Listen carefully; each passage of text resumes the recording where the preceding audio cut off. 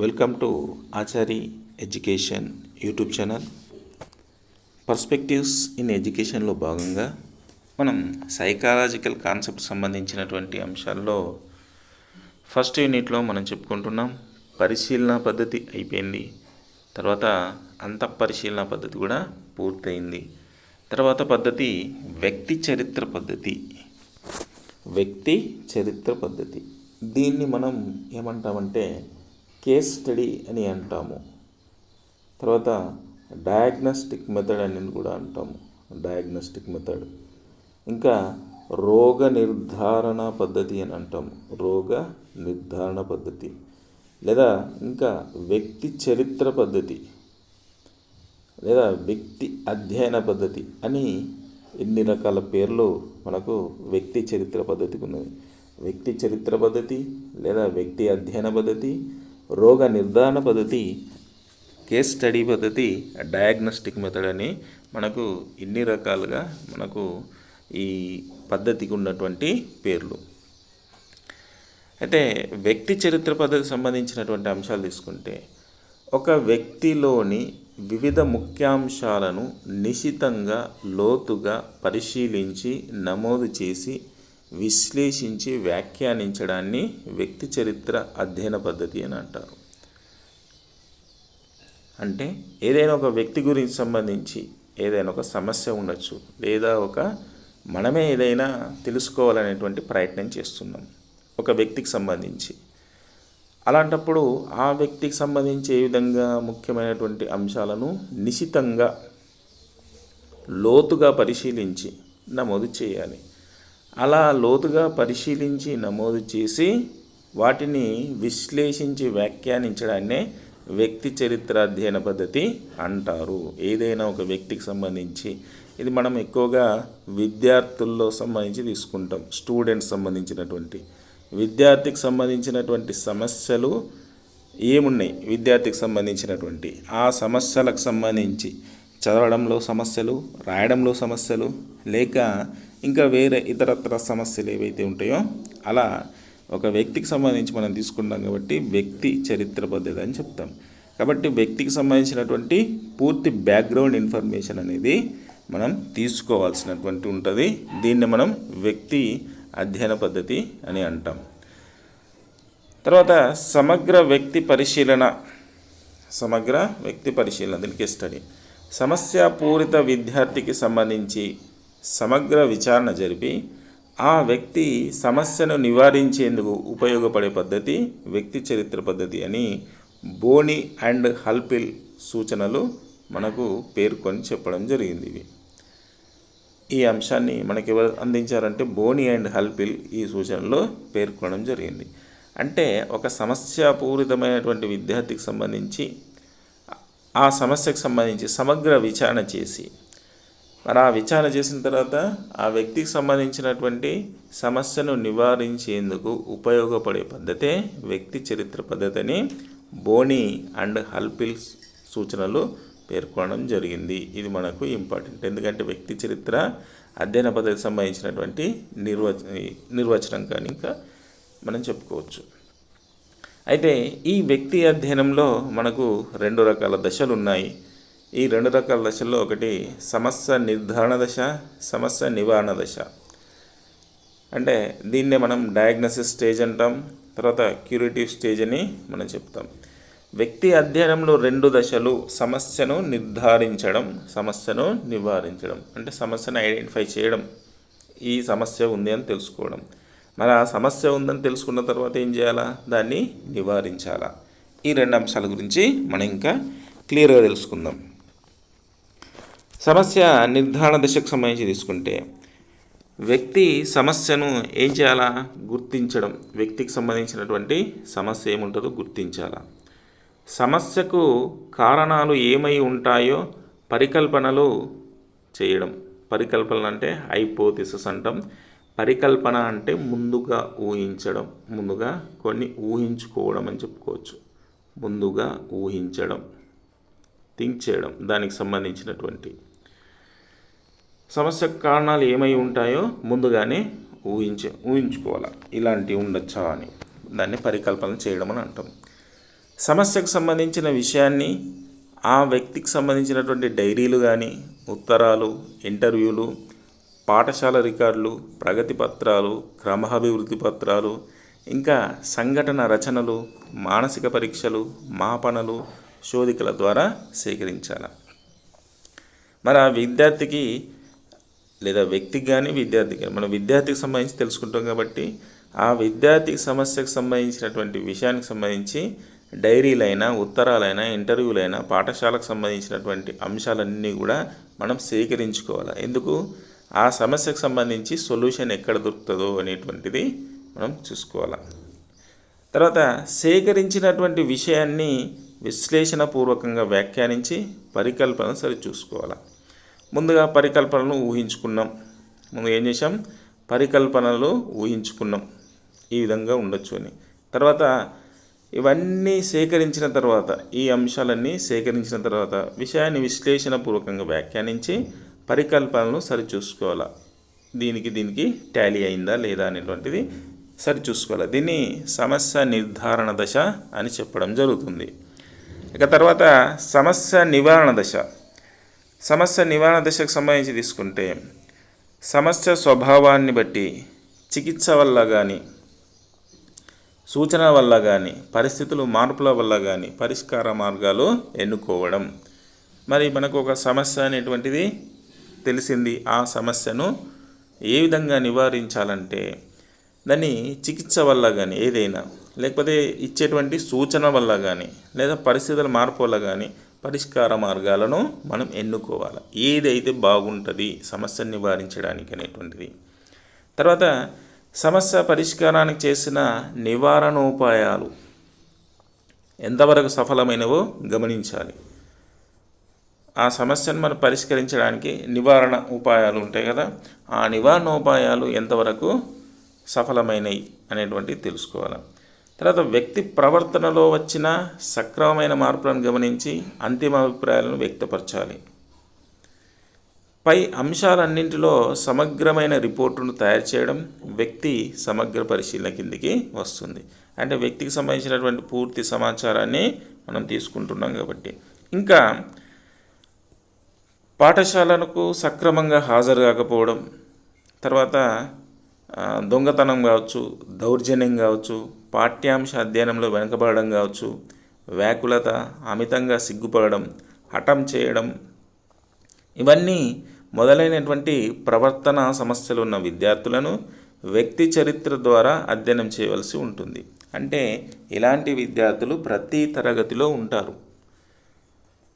పాఠశాలకు రాకపోవడం అంటే హాజరు కాకపోవడం కావచ్చు, ఇతరుల బ్యాగ్స్ నుంచి ఏమైనా దొంగతనం చేయడం, పెన్నులు కావచ్చు, స్కేల్స్ కావచ్చు, ఏదైనా కావచ్చు, దౌర్జన్యం చేయడం, దౌర్జన్య స్వభావాన్ని కలిగి ఉండడం, పాఠ్యాంశాల్లో చదవడంలో వెనుకబడి ఉండడం, రాయడంలో వెనుకబడి ఉండడం, చెప్పడంలో వెనుకబడి ఉండడం, తర్వాత వ్యాకులత, అమితంగా సిగ్గుపడడం, హఠం చేయడం, ఇలాంటి ప్రవర్తన సమస్యలు ఉన్నటువంటి వాళ్ళను వ్యక్తి చరిత్ర పద్ధతి ద్వారా అధ్యయనం చేయాల్సి ఉంటుంది. ఈ అంశాలు ఏవైతే ఉంటో ఈ అంశాలు కేస్ స్టడీకి ఉపయోగపడతాయి. ఇది విద్యార్థులకు సంబంధించి కాబట్టి ఈ విధంగా మనము వ్యక్తి చరిత్ర పద్ధతిని మనం కంటిన్యూ చేయాల్సి ఉంటుంది. ఇది వ్యక్తి చరిత్ర పద్ధతికి సంబంధించినటువంటి కాన్సెప్ట్. ఇక మనకి వ్యక్తి చరిత్ర పద్ధతికి సంబంధించినటువంటి కేస్ స్టడీ ఫార్మాట్ అనేది కూడా ఉంటుంది. ఈ ఫార్మాట్ సంబంధించినటువంటి విషయాలు మనం ఎలా సేకరిస్తాం, ఏమేమి సేకరిస్తామని తెలుసుకుంటే మనకు ఏ విధంగా ప్రశ్న వచ్చినా మనం చేయగలుగుతాం. ఇప్పటివరకు అందుకున్నటువంటి బేసిక్ కాన్సెప్ట్ నుంచి కూడా ప్రశ్న రావడానికి ఆస్కారం ఉంటుంది. మనకు ఫస్ట్ నా పర్స్పెక్టివ్ ఎడ్యుకేషన్లో 6 యూనిట్స్ ఉన్నాయి. పర్స్పెక్టివ్ ఎడ్యుకేషన్లో మనకు 6 యూనిట్స్ ఉన్నాయి. ఈ 6 యూనిట్స్లో మనకు సైకాలజికల్ కాన్సెప్ట్ 4th యూనిట్. ఈ 4th యూనిట్లో మనం ఫస్ట్ టాపిక్ సంబంధించినటువంటి తెలుసుకుంటున్నాం. ఆ ఫస్ట్ టాపిక్లో మనకు 4 పద్ధతులు ఉన్నాయి. ఆ 4 పద్ధతుల్లో 3వ పద్ధతి మనకి కేస్ స్టడీ. ఈ కేస్ స్టడీ సంబంధించినటువంటి దానికి సంబంధించి ఈ ఫార్మాట్ సంబంధించి తెలుసుకుంటే ఫస్ట్ ప్రయోజ్యుడి యొక్క ప్రాథమిక సమాచారం. మరి ప్రయోజ్యుడు ఎవరు ఉన్నారు ఇక్కడ, వాడి యొక్క పూర్తి డీటెయిల్స్ మనం తెలుసుకోవాలి. మనం ఒక స్టూడెంట్ సంబంధించినటువంటి తెలుసుకుంటున్నాం. అధిక ప్రజ్ఞావంతుడు కావచ్చు, లేకపోతే అల్ప ప్రజ్ఞావంతుడు కావచ్చు, చదువులో వెనుకబడి ఉండడం కావచ్చు, దౌర్జన్య స్వభావం కావచ్చు, హఠం చేయడం కావచ్చు, అలాంటి వాటికి సంబంధించినటువంటిది ఏదైనా మనం కేస్ స్టడీ చేస్తున్నాం. అలాంటప్పుడు ఈ పూర్తి సమాచారాన్ని మనం తెలుసుకోవాలి. తెలుసుకుంటేనే సమస్యను నివారణ ఏ విధంగా చేయాలనేది మనకు తెలుస్తుంది. ముందు ప్రయోజ్యుడి ప్రాథమిక సమాచారాన్ని తీసుకుంటే విద్యార్థి యొక్క పేరు, ఏం పేరు ఉన్నది, వాడి యొక్క పుట్టిన తేదీ, డేటు, మంత్, ఇయర్, తరగతి, ఏ తరగతి చదువుతున్నాడు, ఉదాహరణకు 6వ తరగతి లేదా 5వ తరగతి, పాఠశాల, ఎలాంటి పాఠశాల చదువుతున్నాం, మనం చేసేది అదే పాఠశాలకు సంబంధించి కాబట్టి ఆ పాఠశాల, లేకపోతే ఇంకా వేరే విద్యార్థులను ఏమైనా కనుక చేస్తే ఆ పాఠశాలకు సంబంధించి మనం చేయొచ్చు. తర్వాత చిరునామా, అడ్రస్, పూర్తి అడ్రస్ అనేటువంటిది తీసుకోవాలి. ఇది ప్రయోజ్యుడికి సంబంధించినటువంటి ప్రాథమిక సమాచారం. అంటే మనం ఎవరి గురించి అయితే మనం తెలుసుకోవాలనుకుంటున్నామో, ఎవరి గురించి అయితే కేస్ స్టడీ చేయాలనుకుంటున్నామో వాళ్ళను ప్రయోజ్యుడి అని చెప్పుకోవచ్చు. తర్వాత ఆ వ్యక్తికి సంబంధించినటువంటి వికాస చరిత్ర మనం తీసుకుంటాం. ఈ వికాస చరిత్ర అనేటువంటిది ఏ విధంగా ఉంది, మరిది ఈ ఫార్మాట్ సంబంధించినటువంటి విషయాలు మనకు క్లియర్గా తెలిసిపోతాయి, ప్రాబ్లం ఎక్కడ ఉంది అనేటువంటిది. ఇక డెవలప్మెంట్ అనే దానికి సంబంధించి తీసుకుంటే జనన పూర్వ వివరాలు, జనన సంబంధ వివరాలకు సంబంధించి మనకు ఉంటుంది. జనన పూర్వ వివరాలు, ఫస్ట్ గర్భిణిగా ఉన్నప్పుడు తల్లి ఏ విధంగా ఉండేది, మరి ఈ విషయాలు మనం ఎక్కడ తెలుసుకోవాలి, ఇంటి దగ్గరికి వెళ్ళి తల్లిదండ్రులకు సంబంధించినటువంటి విషయాన్ని మనం సేకరించుకోవాలి. తల్లికి సంబంధించి, తండ్రికి సంబంధించి, ఇంకా పీర్ గ్రూప్ సంబంధించి అన్ని అంశాలకు సంబంధించి సేకరించాలి. మరి ఇక్కడ జనన పూర్వ వివరాలకు సంబంధించి ఏం చేయాలంటే గర్భిణిగా ఉన్నప్పుడు తల్లి ఏ విధంగా ఉంది అనేటువంటి అంశాలు తీసుకుంటే, ఆరోగ్యంగా తీసుకుంటే ఆరోగ్య స్థితి ఏ విధంగా ఉంది, శారీరకంగా, మానసికంగా, ఉద్వేగపరంగా ఏ విధంగా ఉంది, ఫిజికల్గా బాగుందా, మెంటలీగా బాగుందా, ఎమోషనల్గా బాగుందా. ఇక్కడ ఫిజికల్గా బాగలేకున్నా విద్యార్థి ఆ వ్యక్తికి సంబంధించినటువంటి డెవలప్మెంట్ అనేది కుంటుపడుతుంది. మానసికంగా విచిత్రమైనటువంటి ఆలోచనలు చేయడం ద్వారా ఆ వ్యక్తికి సంబంధించినటువంటి ప్రభావం పడుతుంది. ఎక్కువ ఉద్వేగపరమైనటువంటి ఆలోచనలున్నా ఆ వ్యక్తికి సంబంధించినటువంటి డెవలప్మెంట్ అనేది కుంటుపడుతుంది. కాబట్టి శారీరక, మానసిక ఉద్వేగాలు ఏ విధంగా ఉన్నాయి, పుట్టేటువంటి పిల్లలు ఈ తల్లి యొక్క 3 కారణాల ద్వారా పుట్టడం జరుగుతుంది. కాబట్టి పిల్లవాడు ఏ విధంగా ఉన్నాడో దానికి సంబంధించినటువంటి క్వశ్చన్ తీసుకొని మనం అడగాల్సి ఉంటుంది. తర్వాత జనన పూర్వస్థితిలో పౌష్టికాహార స్థితి ఏ విధంగా ఉంది, పూర్తిగా వెజిటేరియన్ సంబంధించా, నాన్ వెజిటేరియన్ సంబంధించా, తర్వాత ఎలాంటి డైట్ మెయింటైన్ చేశారనేటువంటి విషయాలను మనం అడగాల్సి ఉంటుంది. తర్వాత అలవాట్లు, అది పెద్ద సిటీ కావచ్చు, సిటీ ఏరియా కావచ్చు, ఇంకా వేరే కావచ్చు. తల్లికి సంబంధించి కొన్ని ప్రాంతాల్లో స్త్రీలు ధూమపానం చేయడం జరుగుతుంది, మద్యపానం చేయడం జరుగుతుంది, మత్తుమందులు కూడా తీసుకోవడం జరుగుతుంది. అంటే గ్రామాల్లో ఎలాంటి అలవాట్లు ఉంటాయి, గ్రామాల్లో కావచ్చు, పట్టణాల్లో కావచ్చు, ఈ అలవాట్లు ఏమైనా ఉన్నాయా, ధూమపానం కానీ, మద్యపానం కానీ, మత్తుమందులు కానీ.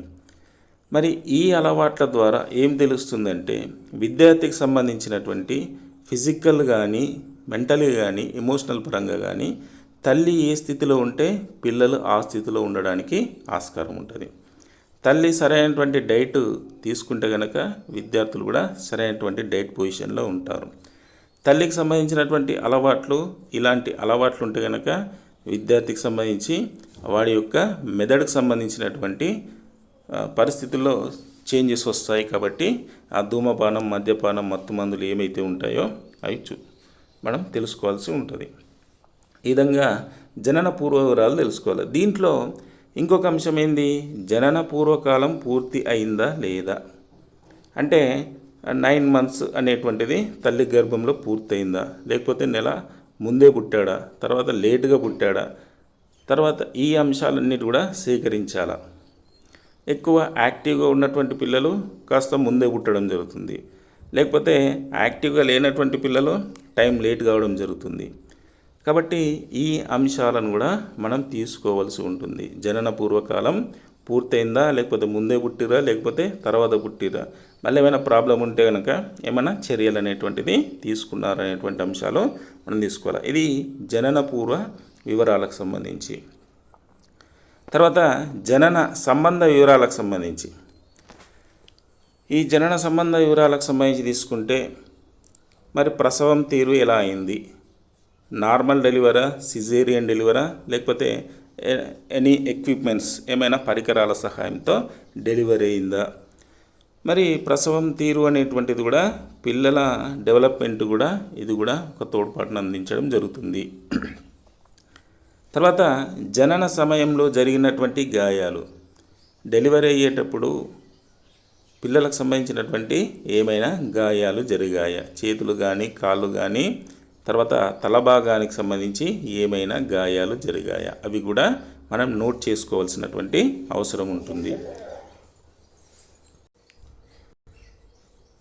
తర్వాత జనన సమయంలో శిశువు ఆరోగ్య స్థితి, మరి పుట్టినప్పుడు ఆరోగ్య స్థితి పిల్లలకు సంబంధించినటువంటి ఏ విధంగా ఉంది అనేటువంటి దాన్ని తీసుకుంటే బరువు, వెయిట్, పిల్లల యొక్క వెయిట్ ఎంత ఉన్నారు, తర్వాత వారికి వచ్చేటువంటి జబ్బులు ఏమైనా ఉన్నాయి, అంటువ్యాధులు కానీ పౌష్టికాహార లోపం వల్ల ఏమైనా జబ్బులు వచ్చాయా.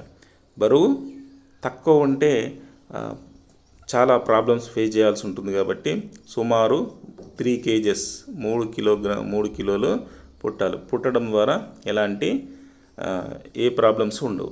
తర్వాత పుట్టేటప్పుడు కనుక పిల్లలకు అంటువ్యాధులు పౌష్టికాహార లోపం వల్ల ఏమైనా జబ్బులు వచ్చినవా అవి కూడా తెలుసుకోవాల్సి ఉంటుంది. తర్వాత పుట్టుకతోనే పిల్లవానికి ఉన్నటువంటి జబ్బులు ఏమైనా ఉన్నాయా, పుట్టుకతోనే పిల్లలకి ఏమైనా జబ్బులు ఉన్నాయా అనేటువంటి అంశాలు కూడా తెలుసుకోవాలి. తర్వాత నెక్స్ట్ తోబుట్టువుల సంఖ్య. మనం ఉదాహరణకు ఒక విద్యార్థికి సంబంధించి 5వ తరగతి విద్యార్థికి సంబంధించి చేస్తున్నాం. ఈ 5వ తరగతి విద్యార్థి ఆ కుటుంబంలో ఎంతమంది ఉన్నారు, ఉదాహరణకు 3 ఉన్నారనుకోండి కుటుంబంలో.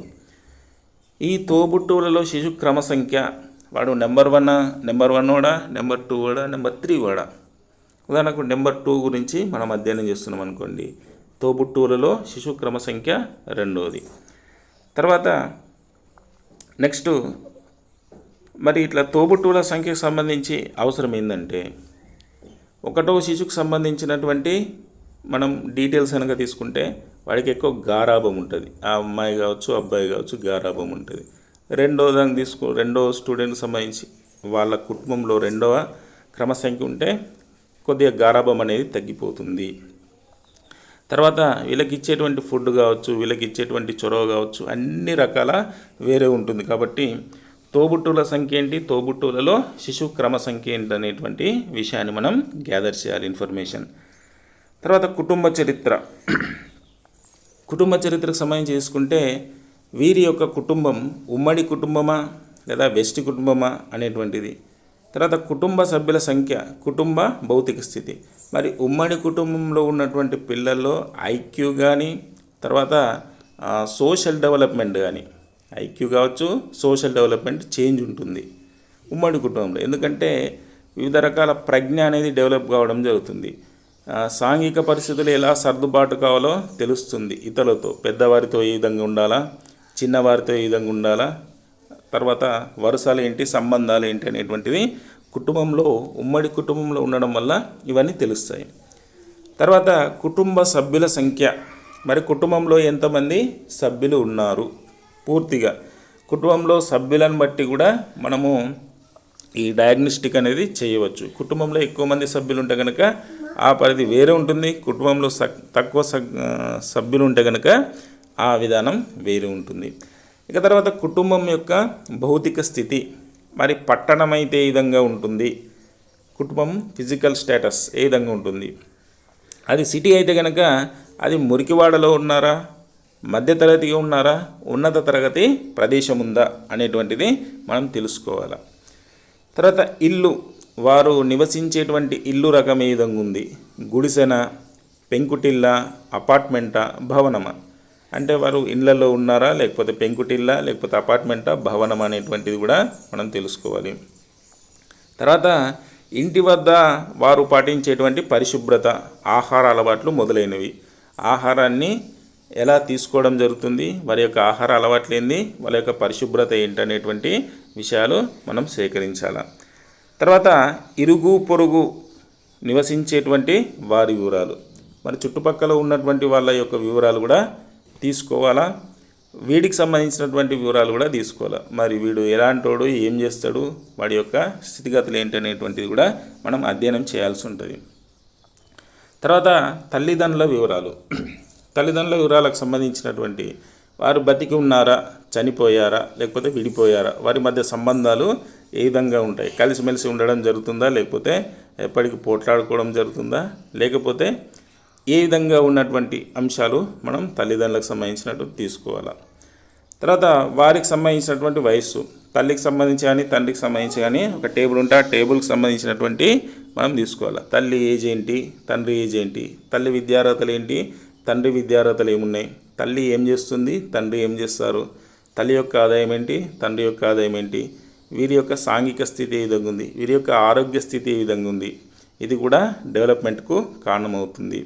తర్వాత కుటుంబం పట్ల వారి వైఖరి ఏముంటుంది, కుటుంబంలో వాళ్ళ వైఖరి ఏందనేటువంటి, తర్వాత పిల్లల పట్ల వారి వైఖరి కావచ్చు, వారు పాటించే క్రమశిక్షణ వివరాలు కావచ్చు, సమయానికి లేవడం, సమయానికి తినడం, సమయానికి పడుకోవడం, సమయానికి చదవడం లాంటి ఏ పనులున్నా ఒక క్రమ పద్ధతిలో చేయడం, వారు ఎలాంటి క్రమశిక్షణ వివరాలు అనేటువంటిది కూడా తీసుకోవాలి.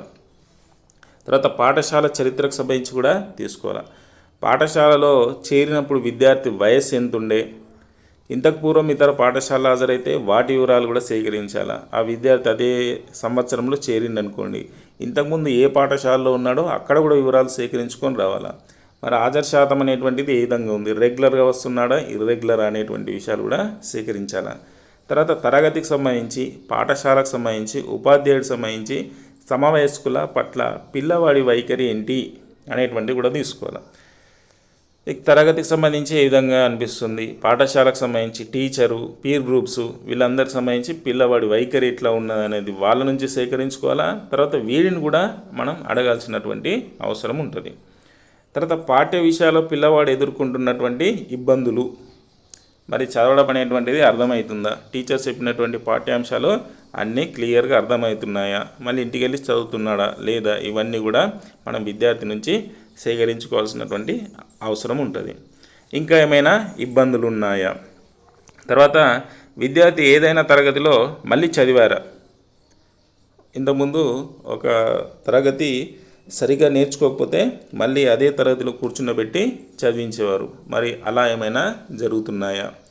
తర్వాత సమవయస్కులతో పోల్చినప్పుడు వివిధ పాఠ్య విషయాలలో పిల్లవాడి స్థితి, మామూలుగా ఫ్రెండ్స్ ఉంటారు కదా, ఆ ఫ్రెండ్స్లో వీడి యొక్క అధ్యయనం ఏ విధంగా ఉంది, వెనుకబడి ఉన్నాడా, మధ్యస్థంగా ఉన్నాడా, అందరికంటే టాప్ లెవెల్లో ఉన్నాడా, ఏ విధంగా ఉన్నాడు అనేటువంటిది పోల్చినప్పుడు వాడు పిల్లవాడి స్థితి ఏ విధంగా ఉంది. తర్వాత విద్యార్థి ఎక్కువగా ఇష్టపడేటువంటి పాఠ్యాంశాలు, లాంగ్వేజా, నాన్ లాంగ్వేజ్ అయితే ఏ సబ్జెక్టులు ఇష్టం అనేటువంటి. తర్వాత ఇష్టపడని పాఠ్యాంశాలకు సంబంధించినటువంటి కూడా తెలుసుకోవాలి. ఎలాంటి పాఠ్యాంశాలు ఇష్టం, ఎలాంటి పాఠ్యాంశాలు ఇష్టం లేవు. తర్వాత సహపాఠ్య కృత్యాల్లో పిల్లవాడు పాల్గొనేటువంటి వివరాలు, మరి పాఠ్యాంశమే కాకుండా సహపాఠ్య కృత్యాలలో ఎలాంటి వాటికి సంబంధించి పాల్గొంటాడు. తర్వాత సాధారణ వేషభాషలు ఏముంటాయి, వీడు పిల్లాడికి సంబంధించి మామూలుగా ప్రవర్తించే తీరు, వాడి భాష ఎట్లుంటుంది, వాడి వేషం ఏంటి అనేటువంటి అంశాలు కూడా మనం తెలుసుకోవాల్సినటువంటి అవసరం ఉంటుంది. ఇక తర్వాత క్రియాత్మక స్థాయి, అంటే పిల్లవాడు ఉండేటువంటి స్థాయి ఎట్లా ఉంటుంది, వాడి సిచ్యువేషన్ ఏ విధంగా ఉంది. తర్వాత ఆదేశాన్ని పాటించడం అనేటువంటిది జరుగుతుందా లేదా, ఇంట్లో పేరెంట్స్ ఇచ్చినవి కావచ్చు, తర్వాత పాఠశాలలో టీచర్స్ ఇచ్చేటువంటివి కావచ్చు, ఇవన్నీ ఆదేశాలను పాటించడం జరుగుతుందా లేదా అనేటువంటి అంశాలను మనం సేకరించాలి. తర్వాత సాంఘిక ప్రవర్తన, ఈ సోషల్ బిహేవియర్కి సంబంధించినటువంటిది. కలుపుగోలుతనం ఉందా విద్యార్థికి, ఈ కలుపుగోలుతనం అంతర్వర్తనమా బహిర్వర్తనమా, అంటే ఒక్కడే సింగిల్గా ముభావంగా ఉంటుండా, ఎవరిని కూడా పట్టించుకోకుండా, ఇది అంతర్వర్తనంగా ఉండడం జరుగుతుందా, లేదా వీడే అందరి చుట్టూ ఉండడం జరుగుతుందా, బహిర్వర్తనుడు అంటే అందరినీ కలుపుకొని వెళ్తున్నాడా లేకపోతే సింగిల్గా ఉంటున్నాడా అనేటువంటి అంశం కూడా తెలుసుకోవాలి. తర్వాత ఉపాధ్యాయులు కానీ సహచరులు పీర్ గ్రూప్స్ కానీ వారితో సంబంధం ఏ విధంగా ఉంది. తర్వాత నాయకత్వ సామర్థ్యం ఉందా. నాయకత్వ సామర్థ్యం అంటే మంచి మాట్లాడడం కావచ్చు, ఏదైనా పనులు చేయడం కావచ్చు, వాటికి సంబంధించినటువంటి విషయాలు కూడా తెలుసుకోవాలి. తర్వాత అధికారుల పట్ల గౌరవం వినయం అనేటువంటిది ఏ విధంగా ఉంది. టీచర్స్ కావచ్చు, ఇంకా వేరే ఆఫీసర్లకు సంబంధించి కావచ్చు, ఆ గ్రామంలో ఉన్నటువంటి అధికారులకు సంబంధించి కావచ్చు, వారికి సంబంధించినటువంటి వారి పట్ల ఏమైనా గౌరవం ఉందా, వారికి సంబంధించినటువంటి వినయం ఏ విధంగా ఉందనేటువంటి విషయాలు మనం సేకరించాలి. వివిధ రకాల వ్యవస్థలపైన అభిప్రాయ సేకరణ అనేటువంటి జరగాలి. తర్వాత ఉద్వేగాత్మక ప్రవర్తన. మరి పిల్లవాడి యొక్క ఎమోషన్ అనేది ఏ విధంగా ఉంటుంది. దౌర్జన్యం చేయడం లేదా అనుకోతో ఉంటాడా, అనుకోతో అణిగిమణిగి ఉంటాడా లేకపోతే దౌర్జన్యం చేస్తాడా. తర్వాత హఠం చేయడం అంటే మారాం చేయడం అంటారు. ఈ మారాం చేయడం అంటే ఏంటంటే అర్థం కింద పడి దొరడం, కింద పడి అటు ఇటు పొర్లు దండాలు పెట్టినట్టు పెడుతూ ఉంటారు కదా, వాళ్ళను హఠం చేయడం అంటారు, మారాం చేయడం. పాఠశాలకు వెళ్ళాలంటే ఇంతకుముందు పిల్లలు కింద పడి దొర్లుతూ ఉంటారు, ఇప్పుడు ఆ స్థితి లేదు, అందరూ పాఠశాలకు హాయిగా వస్తున్నారు. ఈ విధంగా హఠం చేసేటువంటి గుణం ఏమైనా ఉందా, లేదా భయపడే తత్వం ఉందా, దౌర్జన్యమా, హఠం చేస్తుండా లేకపోతే భయపడుతుండా. ఈ ఉద్వేగాత్మక ప్రవర్తన కూడా మనం సేకరించాలి. తర్వాత బౌద్ధిక ప్రవర్తన. ఈ భౌతిక స్థాయి ఏ విధంగా ఉంది వాటికి సంబంధించి. మరి బౌద్ధిక ప్రవర్తనకు సంబంధించి బౌద్ధిక స్థాయి ఏ విధంగా ఉంది అంటే తెలివితేటలు, విద్యార్థికి సంబంధించినటువంటి తెలివితేటలు ఏ విధంగా ఉన్నాయి అనేటువంటి అంశాలు. తర్వాత సృజనాత్మక ప్రతిభ అనేటువంటిది ఏ విధంగా ఉంది.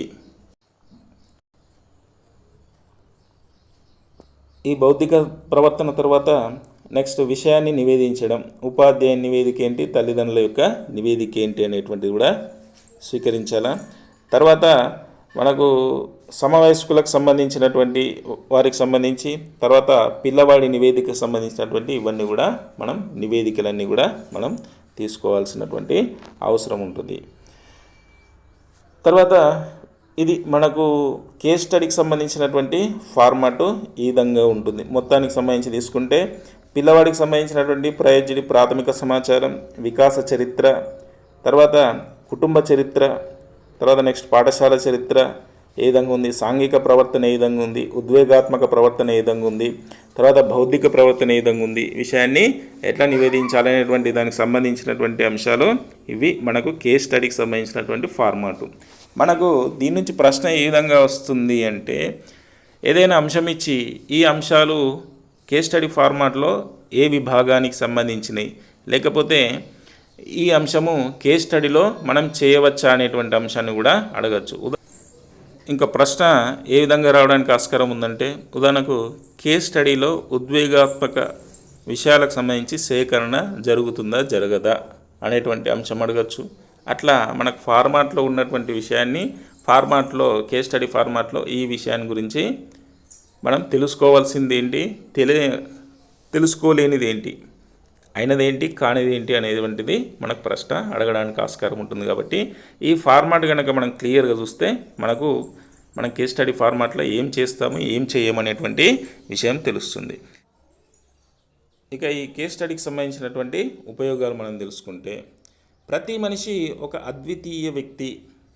ఇద్దరు వ్యక్తులు ఒకేలాంటి సమస్యతో బాధపడుతున్నప్పటికీ ఆ ఇద్దరు వ్యక్తులు సమస్యకు కారణాలు వేరు కావచ్చు. ఇటువంటి పరిస్థితులలో ప్రతి ఒక్కరిని వ్యక్తిగతంగా క్షుణ్ణంగా అధ్యయనం చేయడం ఈ పద్ధతి యొక్క గొప్ప ఉపయోగంగా చెప్పుకోవచ్చు. మరి ప్రతి మనిషికి సంబంధించి ప్రతి ఒక్క మనిషికి చాలా రకాల సమస్యలు ఉంటాయి. మరి ఇద్దరు వ్యక్తులు ఒకేలాంటి సమస్యతో బాధపడుతున్నా కానీ వారి సమస్యల కారణాలు వేరు కావచ్చు. అటువంటి పరిస్థితుల్లో ప్రతి ఒక్కరిని క్షుణ్ణంగా అధ్యయనం చేయడం అనేది ఈ పద్ధతి యొక్క గొప్ప ఉపయోగంగా చెప్పుకోవచ్చు మనం. ఇందులో సమస్య గుర్తింపు నిర్ధారణతో పాటు నివారణోపాయాలను వివరించడం జరుగుతుంది. సమస్యను గుర్తించడమే కాదు, సమస్య గుర్తించడంతో పాటు నివారణోపాయాలు వివరించడం జరుగుతుంది. ఏ పద్ధతిలో? కేస్ స్టడీ పద్ధతిలో. తర్వాత వివిధ వ్యక్తుల వివిధ రకాలుగా ప్రవర్తించడానికి కారణాన్ని ఈ పద్ధతి బాగా వివరిస్తుంది. మరి ఒక వ్యక్తి ఆ విధంగా ప్రవర్తించడానికి కారణం ఏంటి అనేటువంటి విషయాన్ని కూడా మనకు వివరంగా తెలియజేస్తుంది. ఇవి మనకు ఉన్నటువంటి ఉపయోగాలు. ఈ ఉపయోగాలను బేస్ చేసుకుని కూడా మనకు ప్రశ్న రావడానికి ఆస్కారం ఉంటుంది. ఇక తర్వాత పరిమితులకు సంబంధించి తీసుకుంటే, వ్యక్తి చరిత్ర పద్ధతిలో ఏదైనా సమస్యకు పరిష్కారం కనుగొన్నప్పటికీ దానిని సాధారణీకరించలేం. మరి వ్యక్తి చరిత్ర పద్ధతిలో రకరకాల సమస్యలకు పరిష్కారం కనుగొన్నప్పటికీ దాన్ని మనం సాధారణీకరించలేం. ఈ పద్ధతిలో సమయం చాలా ఎక్కువగా వెచ్చించాల్సి ఉంటుంది. మరి సమయం అనేటువంటిది చాలా ఎక్కువ వెచ్చించాల్సి ఉంటుంది. కారణం ఏంటి? మనం పేరెంట్స్ దగ్గరికి, పీర్ గ్రూప్స్ దగ్గరికి, తర్వాత పాఠశాలకు సంబంధించినటువంటి అన్ని విషయాలు సేకరించాలి కాబట్టి సమయం ఎక్కువ అవుతుంది. తర్వాత వ్యక్తికి సంబంధించిన సమాచారాన్ని అనేక ఆధారాల ద్వారా సేకరించడం వల్ల అధ్యయనం చేయబడుతున్న వ్యక్తి యొక్క సమాచారాన్ని ఇస్తున్న వ్యక్తి అభిప్రాయ ప్రతికూల అనుకూల అధ్యయనంపై ప్రభావం చూపించవచ్చు.